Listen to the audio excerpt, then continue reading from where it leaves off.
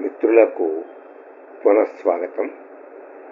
నీతి శ్లోక రత్నావళి 77వ శ్లోకం మనం చూస్తున్నాం.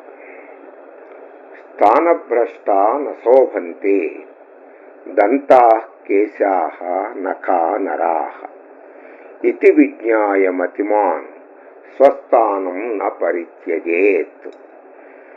ఉన్న ప్రదేశాన్ని వదిలివేసి స్థానభ్రష్టా, స్థానం నుంచి గనక తొలగినట్లయితే, దంతాహ, దంతములు, కేశాహ, వెంట్రుకలు, నఖాహ, గోళ్ళు, నరాహ, మనుష్యులు, నశోభంతే, శోభించరు. ఇది విజ్ఞాయ, ఇది తెలుసుకొని, మతిమాన్,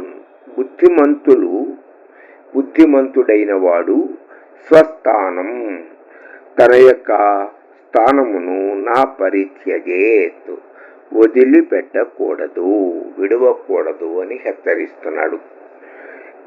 ఎవడు గాని స్వస్థానాన్ని విడిచిపెడితే శోభించలేడు. ఒకవేళ బతుకు తెరువు కోసం వేరే ప్రదేశానికి వెళ్ళినా నీ యొక్క జన్మభూమిని, నీ యొక్క జనని జన్మభూమిశ్చ అని కదా చెబుతున్నది. నీ యొక్క జన్మభూమిని, నీ యొక్క స్థలాన్ని, నీ యొక్క స్థానాన్ని మాత్రం మర్చిపోవద్దు.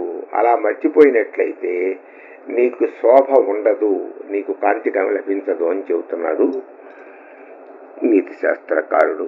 స్వస్తి.